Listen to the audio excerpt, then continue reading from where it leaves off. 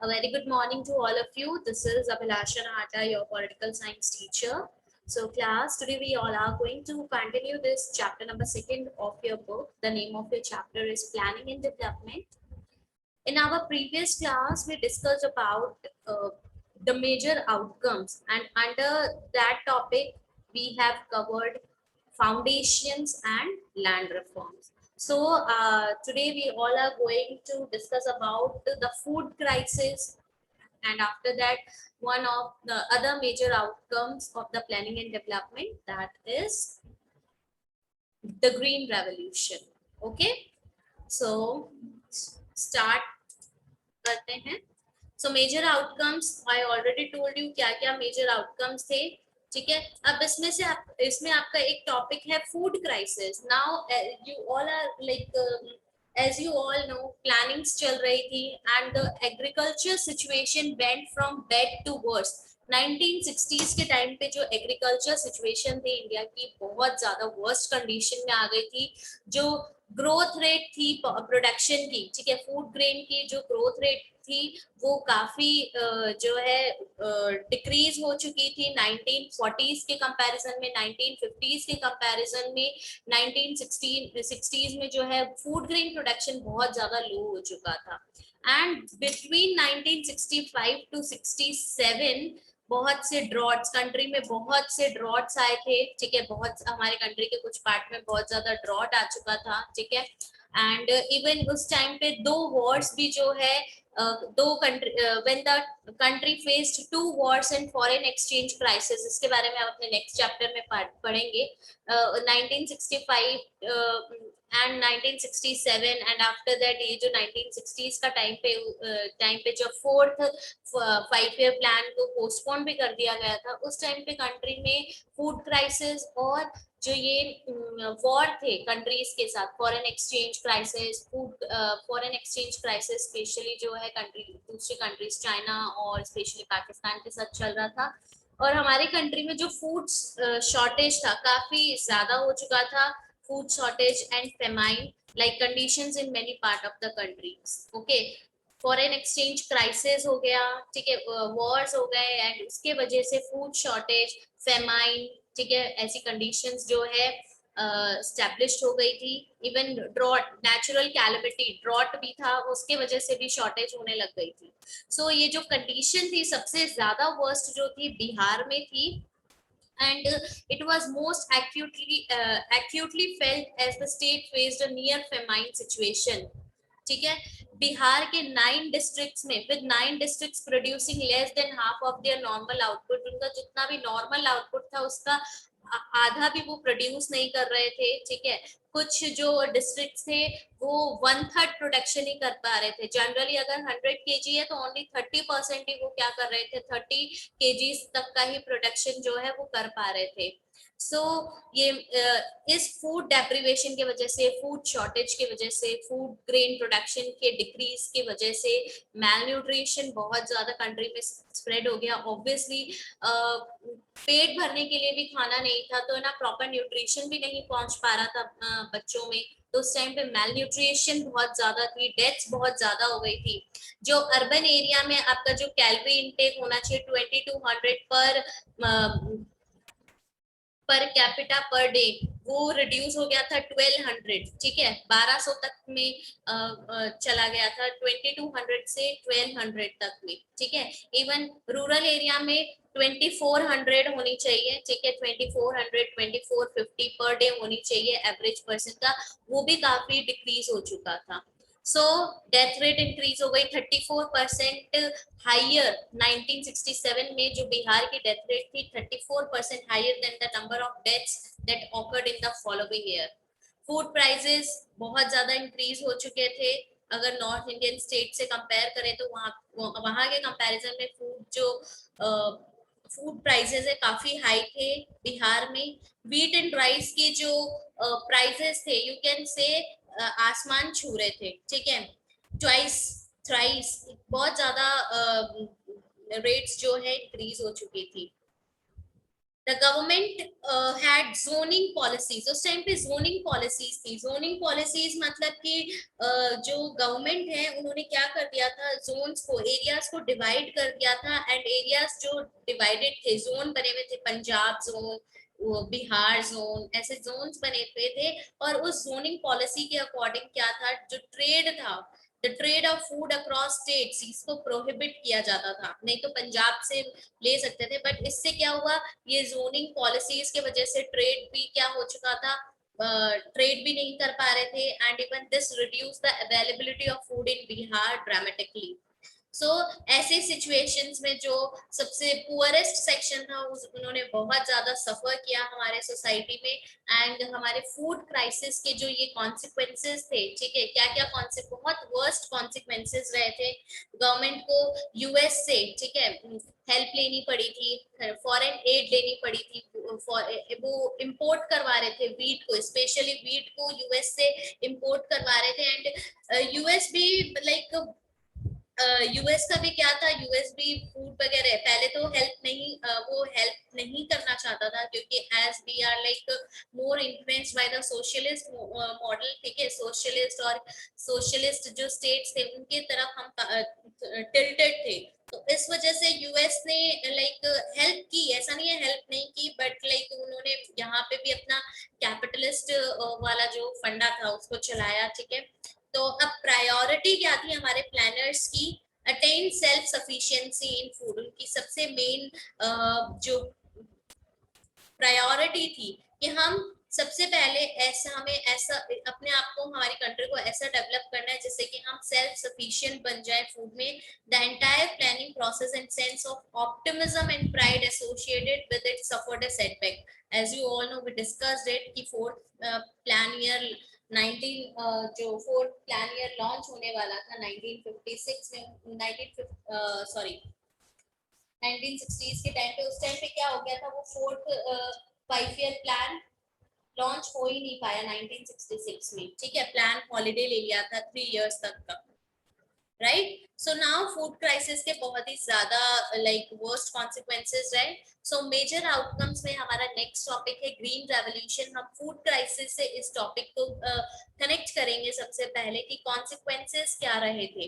So the consequences of food crisis, the country had to import food from United State. सबसे पहले ही कि country को मतलब basic need के लिए, खाने के लिए क्या है, अपना फॉरेन एक्सचेंज देना पड़ रहा था, इवन यूनाइटेड स्टेट से हेल्प लेनी पड़ रही थी, फूड इंपोर्ट करवाना पड़ रहा था। So the country was clearly vulnerable to external pressures and depended on food aid mainly from the United States. हमारी जो कंट्री थी उस टाइम पे बहुत वर्स्ट कंडीशन में थी, सिचुएशन बहुत वर्स्ट थी। जो यूएस थी वो क्या कर रही थी, यूएस भी क्या है प्रेशर दे रही थी, अपनी इकोनॉमिक पॉलिसीज को भी वो क्या है इकोनॉमिक स्ट्रैटेजीज को अडॉप्ट करने के लिए इंडिया को प्रेशर कर रही थी। तो हम टोटली जो डिपेंडेंट हो चुके थे, इवन हमें जो क्वालिटी ऑफ फूड दिया जा रहा था वो भी यूएस बहुत ही वर्स्ट क्वालिटी के वीट को हमें इंपोर्ट कर रहा था, ठीक है। सो जब यूएसए ने इकोनॉमिक स्ट्रैटेजी अडॉप्ट करने के लिए बोला कि इंडिया को भी हमारी पॉलिसीज अडॉप्ट करनी चाहिए, देखिए we are more tilted towards socialist model but we have to take help from the United States, ठीक है। अब वीट प्रोड्यूस हो रहा था, वीट को हमें भेज भी रहे थे, उन्होंने हेल्प करने से मना नहीं किया, बट उन्होंने कहा कि इंडिया को प्रेशर किया कि you have to follow the economic strategy which we are following here, ठीक है, हमारी इकोनॉमिक स्ट्रेटेजी को आप फॉलो करो एग्रीकल्चर में in order to ensure food sufficiency. Benefit था, वी बिकेम सेल्फ सफिशिएंट, हम सेल्फ सफिशिएंट बन गए फूड में, ठीक है, फूड में हम सेल्फ सफिशिएंट बन गए। बट इसके पीछे भी यूएस का जो मोटिव था वो क्या था, मनी अर्निंग का था, कि आप हमसे अब फूड अर्निंग में फूड सफिशिएंसी के लिए बोल रहे थे कि हमारी जो इकोनॉमिक स्ट्रैटेजी है, ठीक है, पहले क्या थी इकोनॉमिक स्ट्रैटेजी की, हमें जो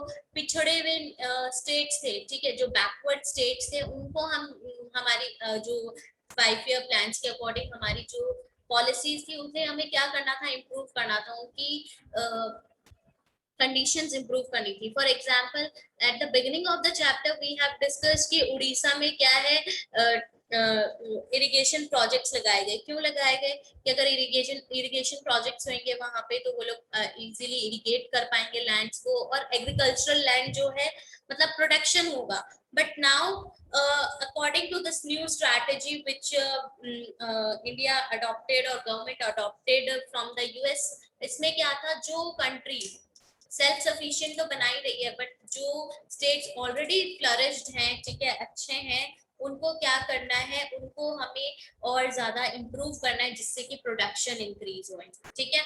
सो now instead of the earlier policy of giving more support to the areas and the farmers that were lagging behind, now it was decided to put more resources into those areas which already had irrigation and those farmers who were already well off, and especially जो Punjab, Haryana, western Uttar प्रदेश का जो area था, यहाँ पे government ने क्या करना start कर दिया था और सपोर्ट करना स्टार्ट कर दिया था। ये ऑलरेडी बहुत फ्लरिश्ड और ऑलरेडी बहुत रिच रिसोर्स स्टेट थे, ठीक है। फार्मर्स भी यहाँ के काफी अच्छे थे, लैंड ओनिंग फार्मर्स थे।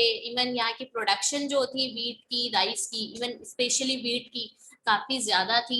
बट फिर भी यहाँ पे according to that new strategy government क्या कर रही थी, सपोर्ट कर रही थी पंजाब, हरियाणा, उत्तर प्रदेश वाले एरिया को ज्यादा सपोर्ट कर रही थी। और इससे फार्मर्स जो थे, जो पिछड़े हुए थे, जो ऑलरेडी जो फार्मर्स अच्छे थे, वेल ऑफ थे, उनको और सपोर्ट मिला और वो बहुत ज्यादा और रिच रिसोर्स स्टेट बन चुके थे। फार्मर्स और ज्यादा अच्छे मतलब बन चुके थे। तो ये उन्होंने क्या आर्गुमेंट दे दिया था, एक तो जो आर्गुमेंट था कि स्ट्रक्चरल ट्रांसफॉर्मेशन वाली जो स्ट्रैटेजी थी उन्होंने अडॉप्ट की थी USA. And the second argument, main argument क्या दिया था, the argument was that those who already had the capacity could help increase production rapidly in the short run। कि अब जो ऑलरेडी केपेबल है, अगर हम उनको हेल्प करेंगे तो इससे हमारी जो प्रोडक्शन है वो ज्यादा रैपिडली इंक्रीज होएगी, शॉर्ट रन में इंक्रीज हो जाएगी। अगर सपोज वही हम छत्तीसगढ़, साउथ इंडियन स्टेट्स को वहां पे अगर हेल्प करते तो उनकी कैपेसिटी नहीं थी और वो केपेबल नहीं थे और उनको हम हेल्प कर देते तो इससे प्रोडक्शन भी इंक्रीज नहीं होता और हमारा जो ग्रीन रेवोल्यूशन, जो हमने ग्रीन रेवोल्यूशन को अडॉप्ट किया है, ठीक है, वो और या प्रोडक्शन हमें इंक्रीज करना है, हमें फेमाइन के सिचुएशन को रिमूव करना है, तो उससे ये पॉसिबल नहीं हो पाएगा। जस्ट वाई ये आर्गुमेंट कहीं ना कहीं ठीक भी था कि अगर फेमाइन की सिचुएशन को, फूड क्राइसिस जो सिचुएशन अराइज हो गई थी, if we really wanted to like remove that, if we really wanted to solve that problem of food crisis, we have to increase the production in the short run, and for that we have to help our well-off farmers and well-off lands, ठीक है, जहाँ पे already बहुत ज्यादा production हो रहा था। सो आपने अर्लियर क्लासेस में जब ग्रीन रेवोल्यूशन पढ़ा तो आपने पढ़ा था कि ग्रीन रेवोल्यूशन क्या है, कि मोस्टली जो स्टेट्स थे, कौन कौन से स्टेट से, पंजाब, हरियाणा, वेस्टर्न उत्तर प्रदेश, यहाँ के एरिया में ग्रीन रेवोल्यूशन आया था, काफी फ्लरिश था, ठीक है, प्रोडक्शन बहुत ज्यादा ट्रिपल प्रोडक्शन होने लग गई थी। तो गवर्नमेंट ने क्या क्या ऑफर किए, ये गवर्नमेंट ने जो ऑफर किए, जो यूएस का मोटिव था, यूएस का मेन मोटिव क्या था, वो उन्होंने बोला कि हमारी इकोनॉमिक स्ट्रैटेजी यूज करो, ठीक है, हमसे high yielding varieties of seeds खरीदो, फर्टिलाइजर्स खरीदो, पेस्टिसाइड्स खरीदो और अपने खेतों में यूज करो, जिससे कि आपकी प्रोडक्शन इंक्रीज होएगी, ठीक है। तो अब यूएस का मोटिव पता चल गया, सेल्फ सफिशिएंट बने, बट यूएस को भी क्या है, अपना मनी मेकिंग करना था। सो the government offered HYV seeds, fertilizers, pesticides, better irrigation at highly subsidized area, जो highly subsidized price, ठीक है, बहुत ही कम रेट्स में जो है HYV सीड्स, फर्टिलाइजर्स, पेस्टिसाइड्स, ये सारी चीजें गवर्नमेंट ने फार्मर्स को, स्पेशली पंजाब, हरियाणा और वेस्टर्न उत्तर प्रदेश के जो फार्मर्स थे उनको प्रोवाइड करवाए, ठीक है। So the government also gave a guarantee to buy the produce of the farmers at a given price। अब मिनिमम सपोर्ट प्राइस भी बोला गया कि आप वीट की प्रोडक्शन कर रहे हो, स्पेशली वीट और राइस के लिए जो है उन्होंने एक बोल दिया था कि हम आपसे एक मिनिमम सपोर्ट प्राइस दे दी थी कि हम आपसे वीट और राइस परचेज करेंगे मिनिमम इस रेट में, ठीक है। मिनिमम सपोर्ट प्राइस आप सबको पता है क्या है, कि गवर्नमेंट एक रेट मतलब हार्वेस्टिंग से पहले ही एक जो रेट है वो डिक्लेयर करती है, और उस मिनिमम रेट में तो वो फार्मर्स से परचेज करती है, बट फार्मर्स चाहते हैं कि अगर उससे उससे भी ज्यादा प्राइस में अगर उसका क्रॉप सेल आउट हो रहा है तो वो सेल आउट कर सकता है। बट ये फार्मर्स को अब देखो श्योरिटी थी कि हमारी क्रॉप इस रेट में तो चली ही जाएगी, तो एक गारंटी जो गवर्नमेंट ने दी थी, इससे भी हमारा प्रोडक्शन काफी इंक्रीज हुआ था। And this is what we call the starting of the green revolution. एकदम से हमारी जो कंट्री है वहां पे like green revolution, like wheat production बहुत ज्यादा इंक्रीज हो गई थी because of this, because of the uses of these highly high variety yielding seeds or fertilizers or pesticides, insecticides, even irrigation facilities भी काफी अच्छी थी। अब irrigation facility अब ये जितना टॉपिक था आपका, हमने पढ़ा है कि ग्रीन रेवोल्यूशन हुआ, ठीक है, ग्रीन रेवोल्यूशन हुआ, कैसे हुआ, क्या स्ट्रैटेजी थी, क्या मोटिव था गवर्नमेंट का ग्रीन रेवोल्यूशन को स्टार्ट करने का। So now there are some disadvantage also. अगर एडवांटेज पूछा जाता है, आपको पता है कि फूड क्राइसिस की जो सिचुएशन थी, it helped in the it helped in solving the problem of the food crisis in India। Green revolution का सबसे बड़ा एडवांटेज था, ठीक है। तो now there are some disadvantage also, and अभी तक में आपने जो डिसएडवांटेज पढ़े हैं, ठीक है, टिल नाउ आपने पढ़ा है कि लैंड की सॉइल फर्टिलिटी डिक्रीज हो जाती है, ठीक है, ग्राउंड वाटर का लेवल डिक्रीज हो जाता है। तो ये कुछ आपके ग्रीन रेवोल्यूशन के डिसएडवांटेज हैं जो आप देते हो। लैंड क्या बोलते हैं, लैंड डिग्रेड हो जाती है, सॉइल डिग्रेड हो जाती है, ठीक है। But there are some more disadvantage of green revolution, ठीक है, क्या क्या है। The rich peasants and the large landholders were the major beneficiaries of the process। Rich peasants and the large land owners holders, ठीक है, major beneficiaries, जो major beneficiaries थे वो कौन थे, रिच पीजेंट्स थे या फिर लार्ज लैंड होल्डर्स जो थे, specially in the areas of Punjab, Haryana and western Uttar Pradesh. ये सबसे ज्यादा क्या थे, बेनिफिशियरी थे। तो मतलब यहाँ पे स्मॉल फार्मर्स का, पुअर पीजेंट्स का या स्मॉल फार्मर्स का, या जो जिनके पास लैंड नहीं है, जो लीज पे लेके एग्रीकल्चर कर रहे थे, उनके लिए कोई बेनिफिट नहीं था, उनको ज्यादा बेनिफिट्स नहीं मिले थे। The Green Revolution delivered only a moderate agricultural growth, mainly a rise in wheat production, ठीक है। मॉडरेट एग्रीकल्चरल ग्रोथ मतलब अब इंडिया में तो शुगर केन भी बहुत ग्रो होता है, टी भी ग्रो हो रही थी, ठीक है, कैश्यू, स्पाइसेस, आपके कैश क्रॉप्स हो गए, फाइबर क्रॉप्स, ये भी बहुत ज्यादा ग्रो हो रही थी, ठीक है। चलो हम फाइबर क्रॉप्स की बाद में बात करते हैं, हमें मेन जो सिचुएशन थी फूड क्राइसिस की, उसे रिमूव करनी थी। बट उस सिचुएशन में जो ग्रीन रेवोल्यूशन था, वो जो सीड्स वगैरह प्रोवाइड करवा रहा था अच्छी क्वालिटी के, वो कौन से सीड्स प्रोवाइड करवा रहा था, वीट के या फिर राइस के। तो यहाँ पे जो एग्रीकल्चरल ग्रोथ थी, खाली वीट और राइस की ज्यादा देखने को मिली थी, स्पेशली वीट की तो बहुत ज्यादा देखने को मिली थी। And raise the availability of food in the country, but increase polarisation between the classes and region, ठीक है। अब एग्रीकल्चर में वीट और राइस का प्रोडक्शन हो गया, डिलीवर भी कर दिया, ओवरऑल कंट्री में फूड अवेलेबिलिटी भी करवा दी, बट इससे क्या हुआ था, polarisation. Polarisation means you can say division, हमने पढ़ा था ना, बाइपोलर, यूनिपोलर, क्या था वो, डिवीजन था ना। Polarisation means division. इससे क्लासेस के बीच में, रीजन्स के बीच में काफी डिवीजन हो चुके थे, ठीक है।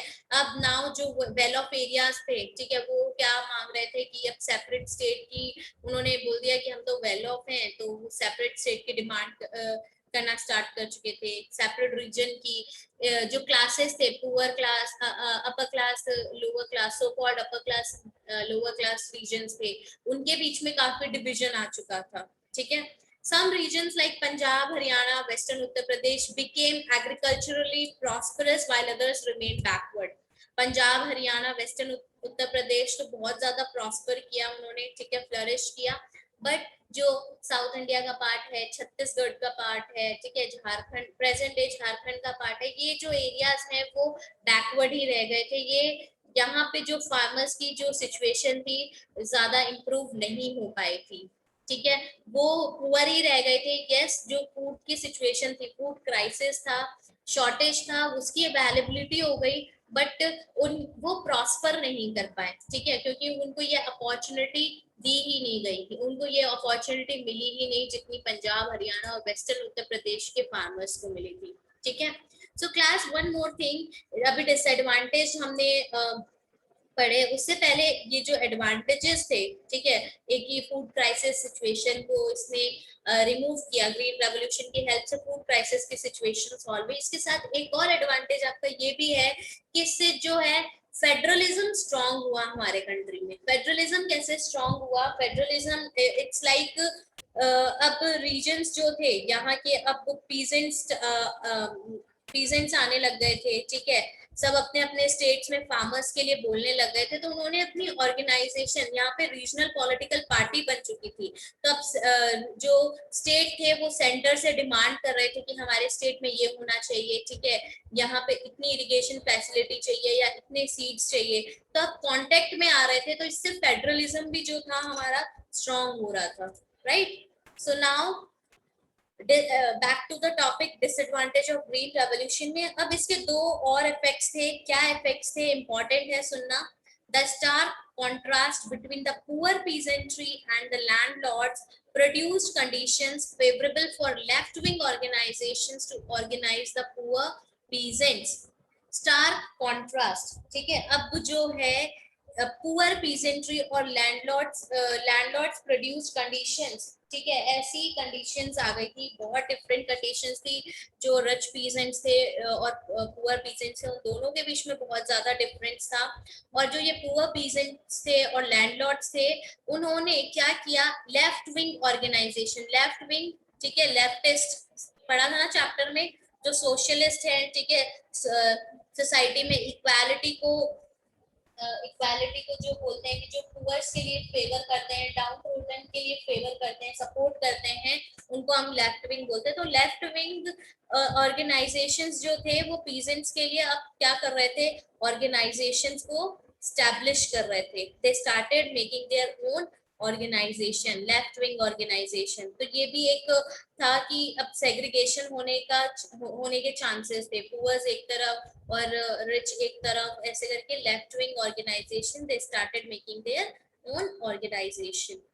The Green Revolution also resulted in the rise of what is called the middle peasant sections. अब middle peasant sections का भी एक क्या है, ग्रीन रेवोल्यूशन की वजह से मिडल पीजेंट सेक्शन भी बनने लगे थे।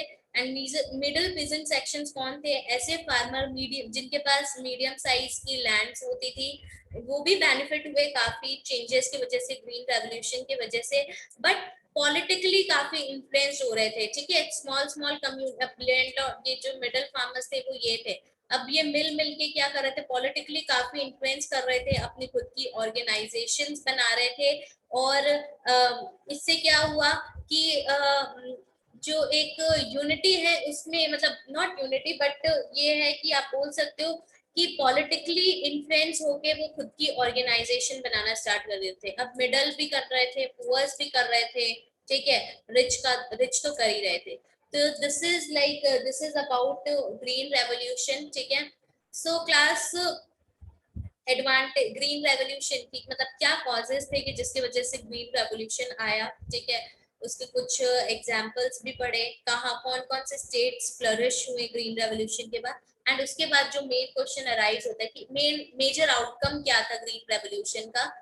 ये आउटकम था। इवन हमारा जो ग्राउंड वाटर लेवल है, ठीक है, ग्रीन रेवोल्यूशन में हम क्या कर रहे हैं? HYV सीड्स प्रोड्यूस कर रहे हैं, फर्टिलाइजर पेस्टिसाइड यूज कर रहे हैं, जो पानी ज्यादा मांगता है। तो अब इरिगेशन फैसिलिटी मिल तो रही थी, बट जितना पानी अवेलेबल होगा उतना ही वो ले रहे थे। बाकी का जो है, अब उन्होंने ग्राउंड वाटर को क्या है, ग्राउंड वाटर को बेंच करना स्टार्ट कर दिया था उन्होंने, ठीक है। तो इससे ग्राउंड वाटर लेवल भी काफी डिक्रीज हो चुका था, ठीक है, सॉइल फर्टिलिटी भी डिक्रीज हो रही थी, और इनके साथ साथ में जो ये पीजेंट्स और की प्रॉब्लम्स थी वो भी ज्यादा अराइज हो चुकी थी, ठीक है, पीजेंट्स की और डिफरेंट रीजन्स की। So class, this is all about today. Thank you so much for joining the class. Go through the topic, and if you face any problem, do let me know.